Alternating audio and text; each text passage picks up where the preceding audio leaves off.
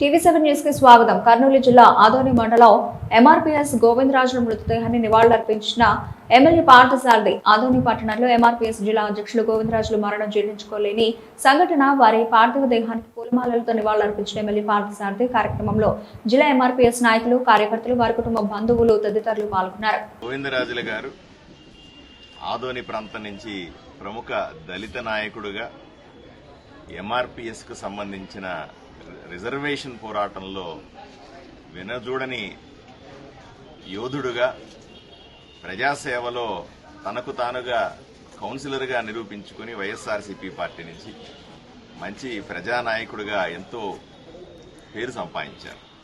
నిరంతరం ప్రజల కోసం, ప్రజా సమస్యల కోసం దళిత ఉద్యమాల్లో పాల్గొని ఏదైనా సరే ఎంఆర్పీఎస్ ఉద్యమం ద్వారా మాదిగ రిజర్వేషన్ ని సాధించుకోవాలనే బలమైన కోరికతో తన జీవితాన్ని అర్పించారు. కౌన్సిలర్ గా ఏ పార్టీకి చెందినప్పటికీ, వైఎస్ఆర్సీపీ పార్టీ కౌన్సిలర్ అయినప్పటికీ కూడా ప్రజలకు దగ్గరై ప్రజలకు ఎంతో సేవ చేసి మంచి పేరు తెచ్చుకున్నారు. ఆయన అకాల మరణం ఆదోనికి తీరని లోటు, దళిత ఉద్యమాలకి ఇబ్బంది.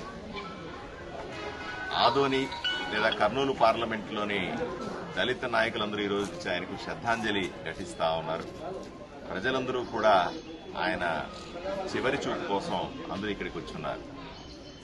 చాలా సంతోషంగా అనిపిస్తుంది. ఎందుకంటే ఒక నాయకుడు, ఇంతమంది అభిమానించే ఒక నాయకుడు ఉండడం, ఆదోనిలో ఉండడం అన్నది మనకెంతో గర్వకారణంగా చెప్పుకోవచ్చు.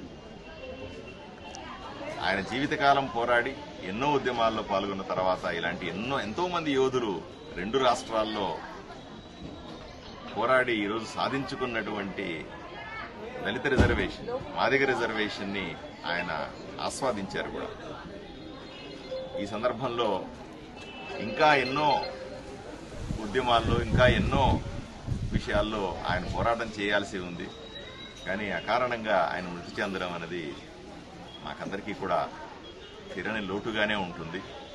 ఆదోని ప్రజలందరి తరఫున, దళిత ఉద్యమాల తరఫున, ఎంఆర్పీఎస్ కార్యకర్తల వైపు నుంచి, భారతీయ జనతా పార్టీ, జనసేన, తెలుగుదేశం పార్టీ కార్యకర్తల వైపు, అందరి వైపు నుంచి కూడా ఆయనకు శ్రద్ధాంజలి ఘటిస్తా ఉన్నారు.